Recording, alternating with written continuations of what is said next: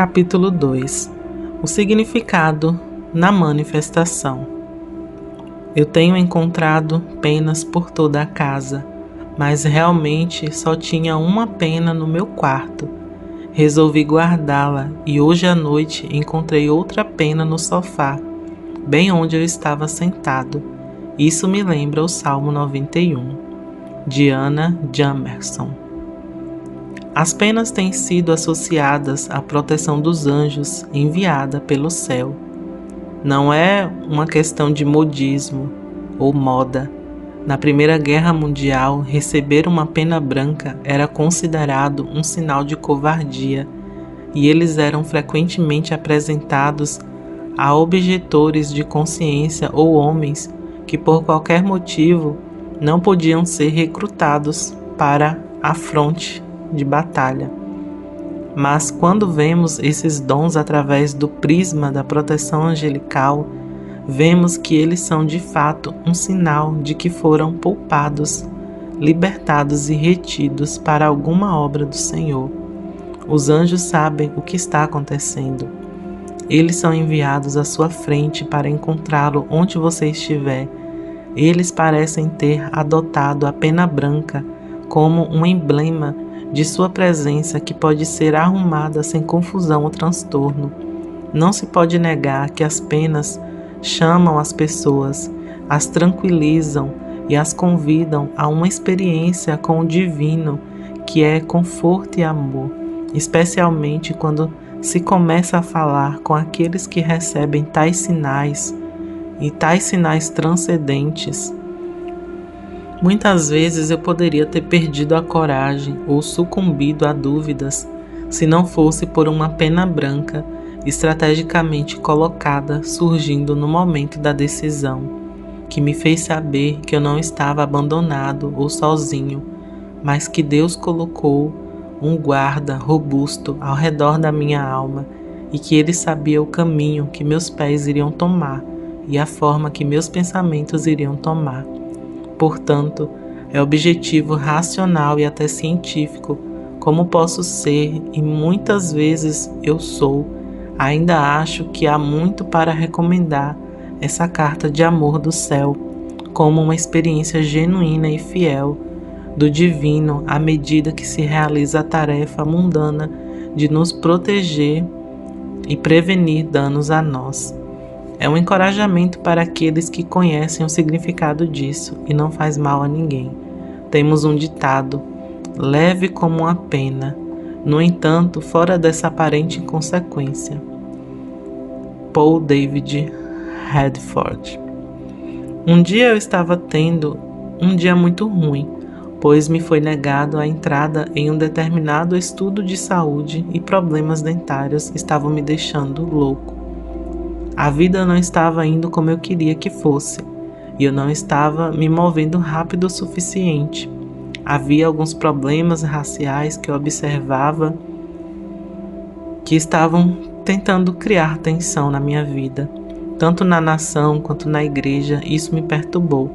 Eu estava no espelho do banheiro, me preparando para ir para algum lugar, e eu disse ao Senhor: apenas fale comigo.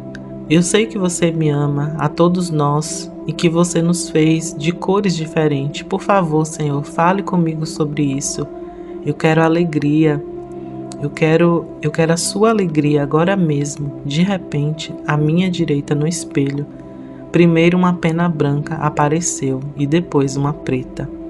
Eu chorei, porque Ele nos ama e todos somos um. O preto era o preto, mais preto que eu já vi. Era quase azul de tão preto. Guardei as penas e guardei-as na minha cômoda. Cynthia Palmacher. Uma das perguntas mais comuns que ouço sobre as penas celestiais e em relação a qualquer manifestação semelhante é: qual é o objetivo? Alguns me perguntam isso. São buscadores genuínos que desejam maior compreensão e que não têm reservas. Outros são escarnecedores que preferem se afastar e zombar das coisas de Deus. Outros ainda estão tão maravilhados com o que Deus está fazendo que querem absorver tudo o que puderem sobre o assunto.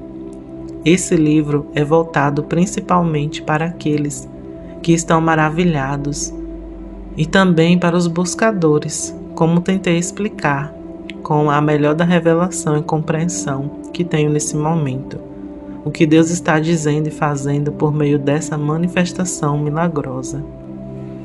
Penas são encontradas em vários lugares da Bíblia e sugerem a presença de um ser com asas, que do ponto de vista espiritual, falamos de anjos.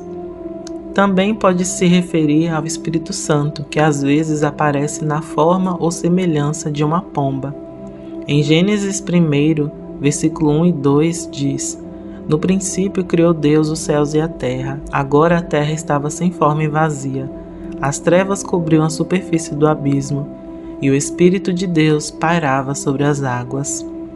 A palavra pairar, flutuar, nessa passagem, está na raiz da palavra hebraica rachaf, o que significa meditar ou pairar suavemente. Nessa passagem, o Espírito Santo é representado claramente como um pássaro pairando sobre as águas na criação.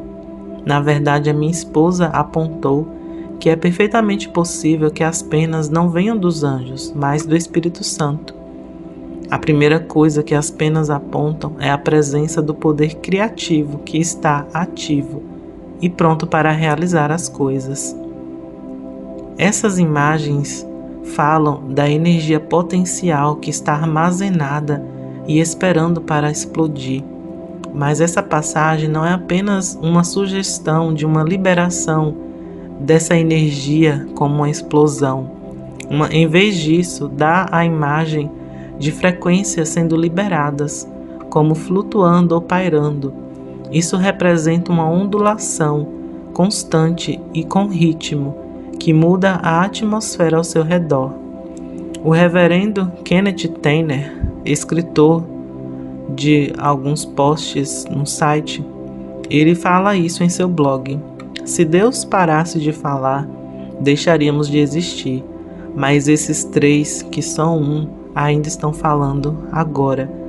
E a sua criação está cheia dessa linguagem. Ela canta de volta a música divina que aprendeu.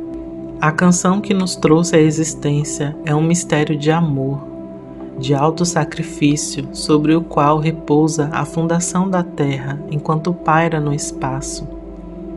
Dentro das linhas da música de Bruce Catwin, ele explicou que em algumas tradições de crenças antigas, como os aborígenes australianos, o entendimento comum é que a criação foi cantada à existência, o que está de acordo com esta imagem das frequências ondulantes. Nas Escrituras, em Hebreus, capítulo 1, versículo 3, diz: O Filho é o resplendor da glória de Deus e a representação exata do seu ser, sustentando todas as coisas pela sua palavra poderosa. A parte-chave desse versículo que se relaciona com a criação e energia criativa, e novamente porque as penas podem representar o poder criativo, tem a ver com a parte que diz: sustentando todas as coisas por sua palavra poderosa. Sustentar algo é mantê-lo vivo continuamente. O poder, seja ele elétrico ou de qualquer outro tipo, quando decomposto em sua menor forma, além até mesmo do nível subatômico, é energia pura.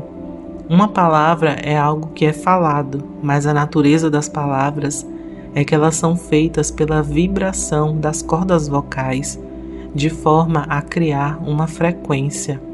Se juntarmos tudo, o versículo significa que Deus sustenta toda a criação pela frequência e energia contínuas que são liberadas conforme Ele verbaliza que está falando ou cantando.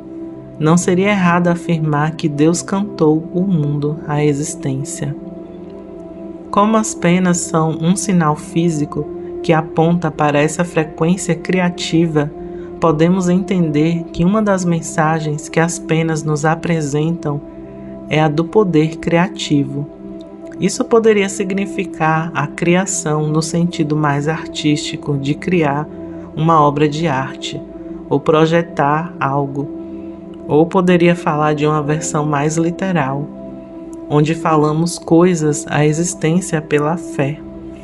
Mas, independentemente da forma que o poder criativo se manifesta, quando as penas aparecem, há uma abertura na atmosfera para explorar um fluxo criativo.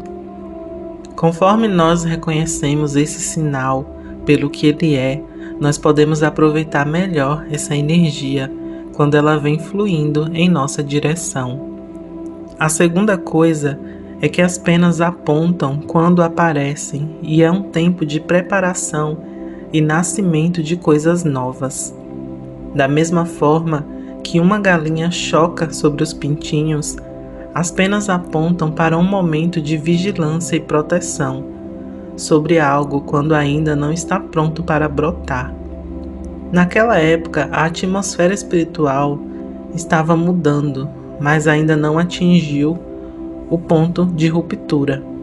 A mensagem é de oração contínua, continuando a perseverar no que estamos fazendo e a manter o curso, porque o impulso espiritual está crescendo e coisas novas estão se preparando para surgir.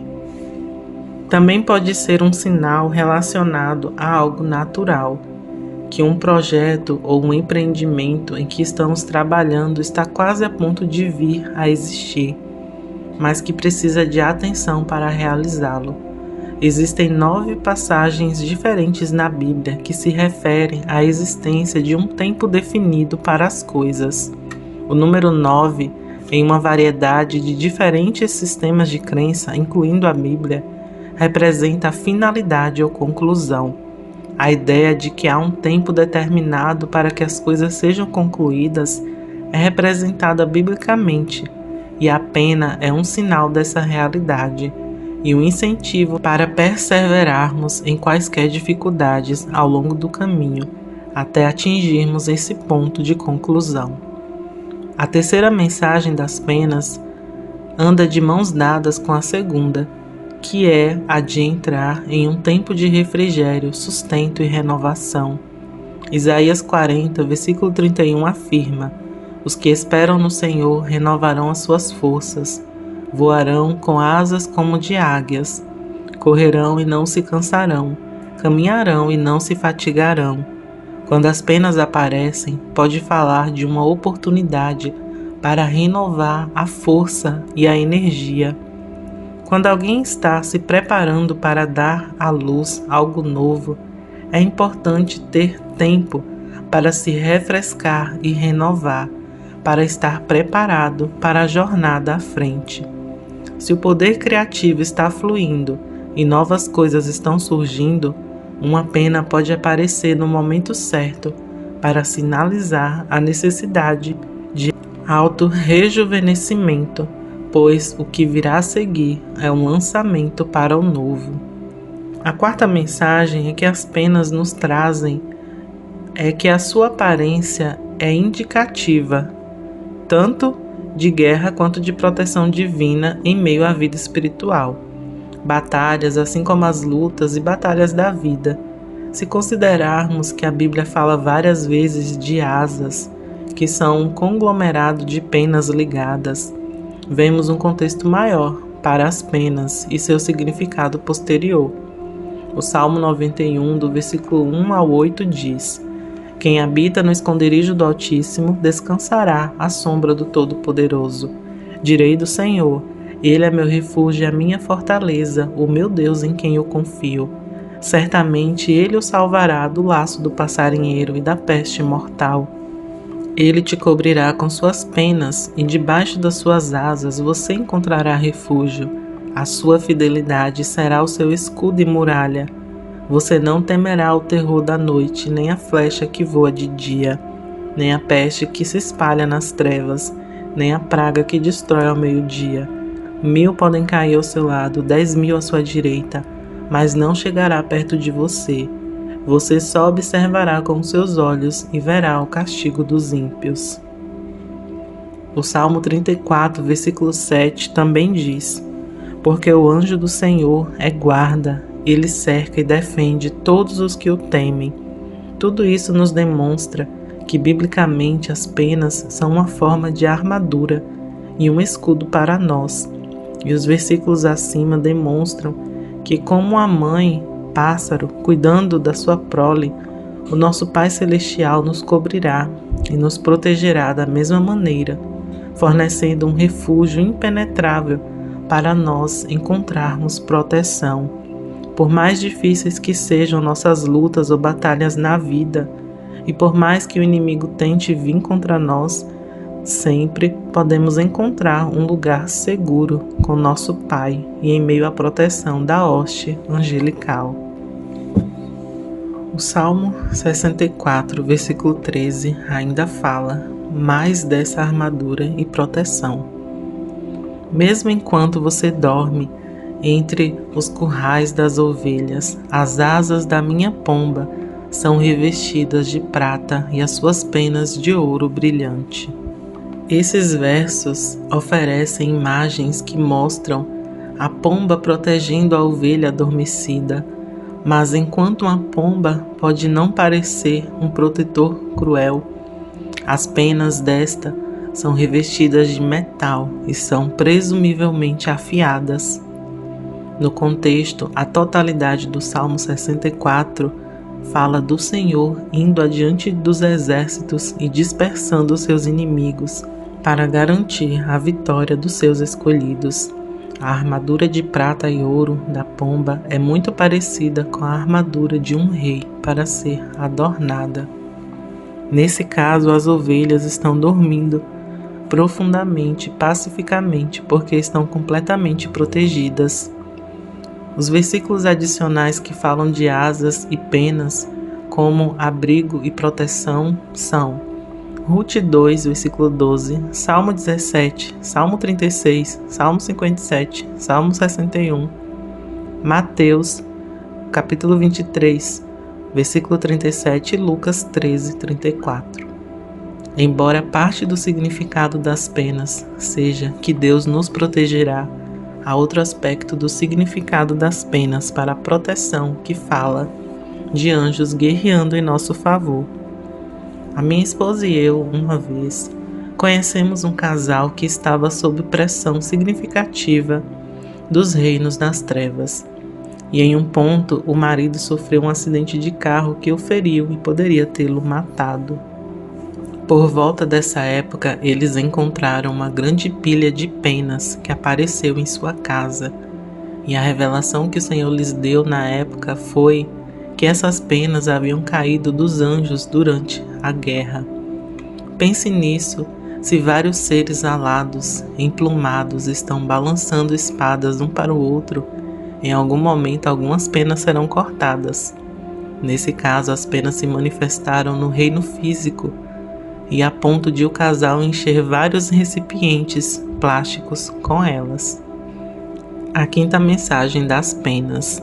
Há uma guerra literal no reino espiritual ao nosso redor, mas muitas vezes é difícil permanecer consciente dessa luta, enquanto passamos pelos acontecimentos do dia a dia em nossas vidas. Um aspecto da manifestação sobrenatural das penas é que se destina a nos lembrar de mudar o nosso foco para o céu. Jesus disse que devemos orar para que a vontade de Deus seja feita na terra como no céu. Isso acontece com mais facilidade e frequência quando focamos nossos corações e mentes nas coisas celestiais. As penas são um simples lembrete da atividade espiritual invisível que ocorre ao nosso redor. O sexto aspecto das penas é de natureza relacional. Muitas vezes, quando envolvemos os anjos em oração, conversa e durante os momentos de adoração, descobrimos que as penas começam a aparecer.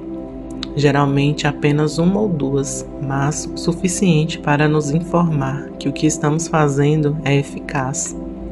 Devo esclarecer aqui, quando digo que envolvemos os anjos em adoração, não quero dizer que adoramos anjos. Os anjos são espíritos que ministram a nós, e que podem ser nossos amigos e protetores e que podem nos encorajar e ajudar em nossas vidas diárias, assim como nos ajudar na salvação, mas não devemos adorá-los. Esse direito e honra são reservados ao Criador, nosso Pai Celestial, que nos ama mais do que a própria vida. Dado esse aviso, podemos continuar. Os relacionamentos com os anjos continuam sendo uma parte fundamental de todo esse negócio de milagres e muitas vezes eles são esquecidos. Os anjos têm sentimentos e pensamentos muito parecidos com os humanos. Eles podem sentir dor e prazer como nós, mas atualmente eles têm corpos muito superiores ao nosso. No entanto, dado que Deus criou os anjos para serem relacionais como Ele fez conosco, quando prestarmos atenção aos anjos, descobriremos que eles interagem mais conosco. É uma via de mão dupla. Assim, ao fazermos isso, podemos descobrir que as penas aparecem como confirmação física para nós de que a nossa interação espiritual não é imaginária, mas sim real. E quando começamos a trabalhar mais propositalmente com os anjos, as penas são a menor das coisas que podemos fazer ou esperar ver. Para ilustrar esse ponto, eu irei compartilhar uma história. Quando a minha esposa e eu dirigimos por 6 horas para encontrar os nossos amigos em outra cidade, conversamos e gostamos de passar o tempo juntos, mas também passamos algum tempo em oração, planejando algo para o ministério e escrevendo coisas relacionadas. A certa altura, tomei consciência de um anjo que estava voando bem na frente do caminhão enquanto eu dirigia. Eu compartilhei isso com ela e começamos a orar, e ambos falamos com o anjo. E ele compartilhou conosco o que estava para realizar. Quanto mais orávamos e nos envolvíamos, mais aconteciam essas situações. Mais anjos apareciam ou simplesmente nós percebíamos que eles já estavam presentes. Enquanto fazíamos isso, 2 ou 3 pequenas penas brancas apareciam e flutuavam dentro da cabine do caminhão, confirmando nosso encontro com os anjos. A 7ª mensagem das penas diz respeito à cura. Como mencionei no início desse capítulo, as penas falam de criatividade, poder, e a cura é uma manifestação dessa energia criativa. Mas sinto que isso é significativo o suficiente para ser observado como uma mensagem separada das penas. A conexão entre o aparecimento de penas e a história que aconteceu no tanque de Betesda é clara em João 5, versículo 2 ao 4, onde afirma: Ora, há em Jerusalém, perto das portas das ovelhas, um tanque que em aramaico se chama Betesda, e que está cercada por 5 colunatas cobertas. Ali jazia um grande número de deficientes, cegos, coxos, paralíticos. De vez em quando, um anjo do Senhor descia e agitava as águas. O primeiro que entrasse na piscina, após cada agitada das águas, seria curado de qualquer doença que tivesse. Betesda significa casa de misericórdia ou casa de bondade. E essa piscina foi nomeada profeticamente porque a cura é uma manifestação da bondade e misericórdia de Deus. Por alguma razão, essa piscina tinha um anjo que foi designado para ela. E ao agitar as águas em momentos específicos, muito parecido com os horários mencionados anteriormente. Os anjos têm uma forte associação com a cura, e as penas representam seu envolvimento no processo de cura. Jesus usou isso para trazer cura também, como ilustrado em Lucas, capítulo 7, e em Mateus, capítulo 8. Quando Jesus acabou de dizer tudo isso ao povo que estava ouvindo, ele entrou em Cafarnaum.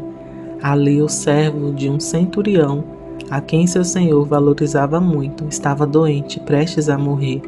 O centurião ouviu falar de Jesus e lhe enviou alguns anciões dos judeus, lhe pedindo que viesse curar o seu servo.